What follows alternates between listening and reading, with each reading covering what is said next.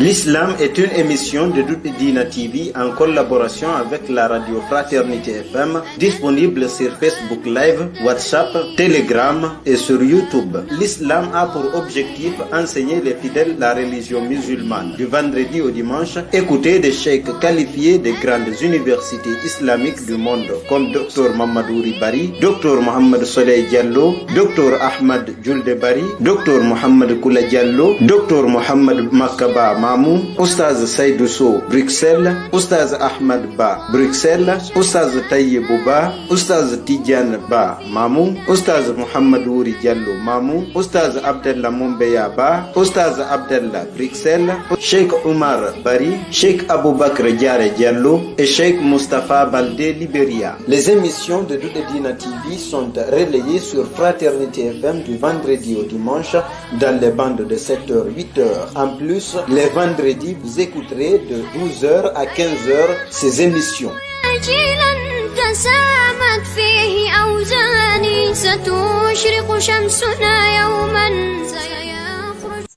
نعم شيخ محمد أبو بكر بسم الله. بسم الله الرحمن الرحيم الحمد لله رب العالمين ثم الصلاة والسلام على رسول الله صلى الله عليه وآله وصحبه وسلم amma ba'da assalamu alaikum wa rahmatullahi wa barakatuhu musidɓe julɓe haray on hiwrama on fo moɗon kala ko fewnorɗon e nder lalagal leydi ngal ɓeɗen toro Allah subhanahu wa ta'ala Allah waɗa rayiɗo e jang hande kadi ɗen fewndi ka duɗe Dina TV ɗo émission men wowɗo on fi ɓeydodiral ngal e kaɗo dina inchallah hande noon hiɗen sendude ɗo e cheikh men ustad Tayyiba Ba hafizahullahu ɓe ara ɓe yewta en ɗo yani seeɗa e toɓɓe ko yowiti kon enen ɓe wonɓe ka jananiri honno waweten gerdude fi yawgol ƴettugol jawle ya natta ka meɗen ma ko honno gerten fi ruttagol golleya ka meɗen haray ko ɗum ɓe arata e yewtugol en ɗo inchallah yeru ko Allah newnani ɓe inchallahu haray on fof hiɗon jarnawo ɗon fof hiɗo weltana haray ɓeɗo wiya assalamu aleykum wa rahmatullahi wa barakatuh ya fadilata cheikh. Wa aleykum assalam wa rahmatullahi ta'ala wa barakatuh. نعم بسم الله شيخ رايدو واي فوتاغول. أيوة بسم الله الرحمن الرحيم الحمد لله على نعمة الإسلام وكفى بها من نعمة ثم الصلاة والسلام على سيد الأنام سيدنا ونبينا محمد ابن عبد الله وعلى آله وعلى صحبته الكرام والتابعين لهم بإحسان إلى يوم لا مرد له من الله. إخواني وأحبابي في الله أيها المشاهدون الكرام أحييكم جميعا بتحية الإسلام وتحية الإسلام هو السلام. السلام عليكم ورحمة الله تعالى وبركاته. هذا مسيب رجل بتدو به نوكو كلا كون يردون إن رأتنا الله هذا مثال مني أنقول وسلمنا الإسلام إمور كمي وني دون فيون دو إلا لكال أتنا فيون دون دو دي سنغال ني ka capital Dakar e nokku yeteɗo Yoff aɗa mi salmini on kala ka woni ɗon e nder adna Allah haray ko adi kon e yetti Allah subhanahu wa ta'ala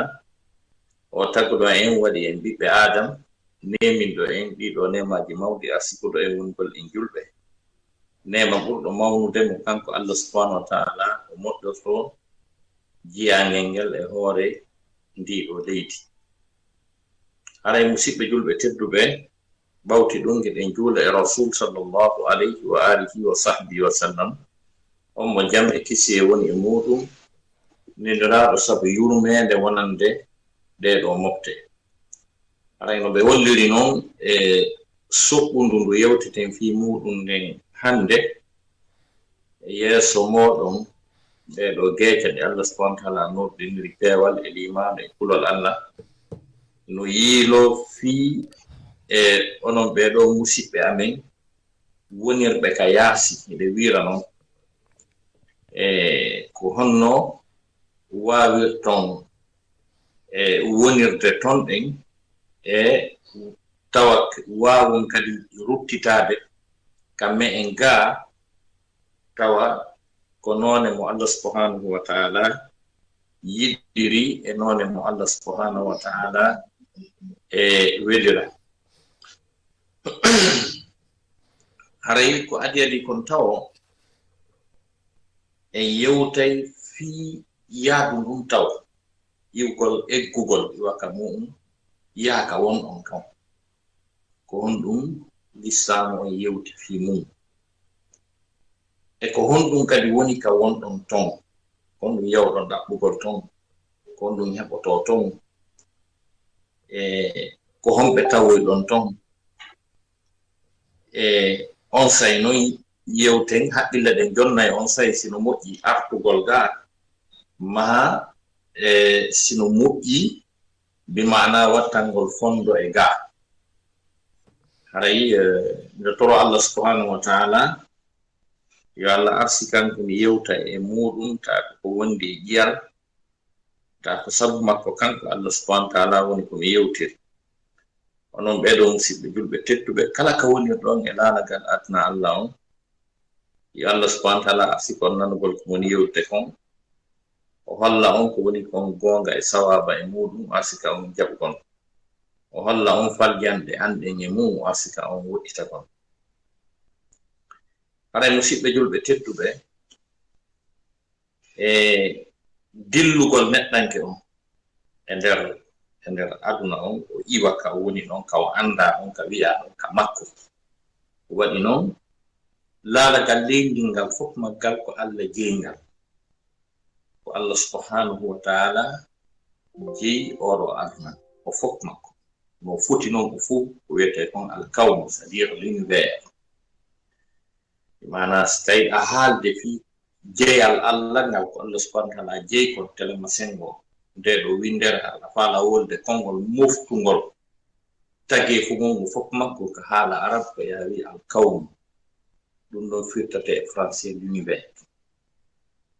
oɗo fof kanko ji Allah daali lahu ma fi samawati wa ma fil ardi wa ma baynahuma wa ma tahta thara o kanko jeyi ko woni ka kammuli kon ko woni ka leyɗele kon e ko woni hakkunde majji kon e ko woni kadi e nokkeji goɗi tata ɗin ɗon noon o woɗɗani si Allah wi wa ma tahta thara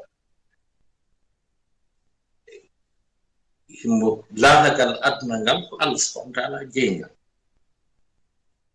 kono e hoore ɗum ɗo fuu kanko bajjo seniɗo ɓiɓɓe adama ɓen kamɓe kadi ko kamɓe newnana wongol e hoore ndiɗo leydi ndin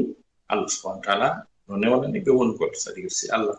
wi'i al ard leydi ndin haray mo wi'a ɗum wonde hara ko faani ko leydi ndin ndi fof mayre l'univers dans son ensemble Allah subhanahu wa ta'ala wonde wi'a gollitata kalimatu al ard wonde himo e gollitira kalimatu al ard hara ko nokkugo e nder tuɓɓere leydi ndin o faami taandi fof mayri o faami masalan si Allah daali walakum fil ardi mustaqarrun wa mata'un ila hin no wodani on ka leydi imana ka ñiiɓon ka wonon e kañum e ko wallitoron beru ha seeɗa ɗon ko faani on kalimatu ard ko leydi ndi fof mayri mais so wi'i gulibati rum fi adna al ard rumiyankoɓe bimana foolama ka ɓuri ɓattade e leydi ndin ɗon ko nokku ka haɗa ɗe wanno ɗon Allah subhanahu wa ta'ala faandi tigi tigi o joni noon e ndiɗo leydi oɗo planète terre mo Allah subhanahu wa ta'ala tagi ko tagani bimana ndiɗo leydi ko woni e mayri kon ko ɓiɓɓe adama ɓen ɓe fof mayri c'est-à-dire woni Amérique woni Europe woni Afrique woni Australie sifa ɗum ɗo fof ko ɓiɓɓe adama ɓe woni ko tagani Allah subhanahu wa ta'ala daali walakum ma fil ardi jami'a ko onon jeyi no wodani on ko woni ka leydi kon fof onon jeyi kono e hoore ɗum ɗo fof himo waɗani ɓiɗɗo adama kala nokku ka o innori tawa ta ko pays ta ko état ka neɗɗo on innori ko sabu ɗum ɗon addi probléme immigration ko sabu ɗum addi probléme nationalité ko sabu ɗum addi probléme honno wiyete ko ɗo kaari jeya ko ɗon addi probléme carte d'identité addi probléme passeport addi ɗum ɗon fof ko ɓay Allah subhanahu wa ta'ala no waɗani neɗɗo kala kadi leydi ndi o innitorita ko ɗon o jeyi joni noon misal hakkunde Makka e Madina woɗɗa yona kilo wulure hakkunde Makka e Madina tana kilo wulwol waɗa kono nelaɗo sallallahu alaihi wasallam ɓay hari ko innorno ko innitorno ka o jeeya ko leydi makka ndi woni ko o jeeya ko ɗo woni ko o jibina ko ɗo woni ka Quraysiyankoɓe ko ɗo woni leydi mama soro makko ni ɓay o yehi madina o hoɗoyi ton hari nelaɗo sallallahu ko kontaɗo koɗo madina kono kaɗa o jeeya iwrunoɓe makka ɓen fof ari madina ɓen ko kontaɓe ko hoɓɓe ari madina ko hoɓɓe ɓe woni madina ko ɗum nelaɗo sallallahu wullanno e leydi makko ndi o jibina e munde o wullanno tawi mo yiɗni mo faala artude ha Allah subhanahu wa ta'ala kanko tigi o daali inna alladi farada alayka alquran la radduka ila la ma'at on farluɗo nde ɗo qur'anare e dow maɗa nde qur'anare o farle nde o dow ma ha gonɗa nelaɗo hari ɗa yiɗaka ma hari ɗa teddinaka ma hari ɗa accanaka ma ko ɓay nde ɗo qur'anare tippike e maɗa a wuuli ko welaɗe ɓe ko yadali e ko ɓe andi ko ɓe rawa islamuji 300 e goɗɗum a wi joni ko Allah goto rewete ko ɗum waddi on ha tawi ɓe raɓtoma joni noon on tippinɗo nden qur'anare maɗa o artirte haka ma ka leydi ma tigi tigi o yi ɗon e ɓattagol har yahin question de nationalité yahin question d'identité donc ko tawi kon ko ɗon o jeeya ko ɗon o waɗi tonaka maɓɓe ko ɗum waɗi iwnoɓe makka ɓen fof ari madina ko ɓe jammanoɓe almuhajirun ko feruɓe ari donc ko feruɓe ɓe ari ko hoɓɓe ɗum ɗon no tindini wondema neɗɗo kala neɗɗo e hoore ngal laalagal leydi ɗo no woodi ka o innitori no woodi ka o jeeya ɗum ɗon noon hino hitti no haani hittude e ɓernde dimo no haani yiɗude ka muɗum ka jibinaaɗo ka mawɓe mum jibinaaɗo ka mawɓe makko ɓe jibinaaɗon imo haani yiɗude ɗon no haani mo welde no haana yejjitude fii ɗon nela sallam alaa teddungal ngal ɓe heɓaali makka aɗa madina alaa teddungal ko muhajirina en heɓaali bimana e honno wiyete e madina kono hiɓe annduno kaka maɓɓe ko to woni ka maɓɓe yiɓɓe maɓɓe ɓe yiɗunoɓe ɓen tambino fii maɓɓe yiɗi ɓe tawi faalaaka yoɓe yiltito yoɓe wontu ɗon kono ayde maɓɓe ɓen sono kala andintinnaynoɓe wondema ɗo naaka monni ko on arɓe ko ɗum wanno si ɓeya heeferaɓe wiwno la in raja'na ila almadinati la yufrijanna al azzu minha al adal wa lillahi l izzatu wa li rasulihi wa lil mu'minin ɓe wi wondema hannde sen arti ɗum madina tedduɓe ɓe yaltina e hoyɓe ɓen tawi faandi ɓen tedduɓe ko ɓe wiyete ɓen les autochtones jeyɓe ɗon ɓen ko ɓen faandi teddu faandaɓe hoyɓe ɓen ko arɓe fatti ɓen ɓe jeyaka ɗon donc ko ɗum waɗi e hoore ko tawi ko mondialisation o avancé moƴƴa kono toujours keeri ɗin e jeyal ngal e programme leyɗe ɗen e iwdi ndin eno waali porto yejjita ɗum eno anndi ɗum convention ji international ji ɗino tabiti ɗum menen tele mo fannu ko ɓe janngi kon ka droit international to DIP eno senditi ɗum fof waɗi ley koye keɓal e carnal d'identité muɗum e adresse muɗum e passeport mum e visa muɗum ɗum heno toon donc ko ɗum ɗon taw yimɓe ɓen haani anndude est ce que noon sottugol e leydi ndi tawata ko citizen ko nationalité e leydi haa gasa yaha e leydi goo honno l'islam o wi fini l'islam hino jaɓi dillugol yimɓe ɓen igol yimɓe ɓen mana ka leyɗe maɓɓe nde ɓe innori ɗen nde ɓe jogii carnal d'identité mum ɗen ɓe yaha e leyɗe goo l'islam o jaɓi e sabu piiji tan no yaare piiji tan ko ɓuri moƴƴude ko ɓuri sellude ko ɓura yiɗeede ko neɗɗo eggirta e leydi muɗum o yaha e leydi goo ko dogingol diina mum dir tawa ka o woni ɗon pays ka o woni ɗon diina makko kan himo ɓittina himo faaɗinana himo sattinana fii diina makko kan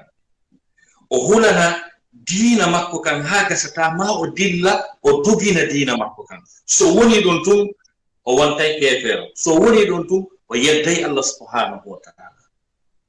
so woni ɗon tun no hasika o naata yiite o wopa aljanna on ɗon eggugol makko e position ɗon iwa ɗon dogina diina makko kanko waɗɗi ɗum ko farli ɗum ko ɗum Allah subhanahu wa ta'ala daani afalam takun ardullahi wasi'atan fatuhajiru fiha Allah daani ɓenen hara ɓay onon ka wonɗon ɗon tawi dina mon kan ala marche c'est-à-dire goddo jogota ko hujja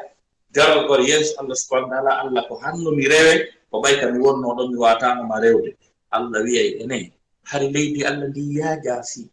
ron ko ekkude do yaw ka wawdo na rewde donc on andi on non surtout goddo on immigration donc ko immigration mo andal da hore ma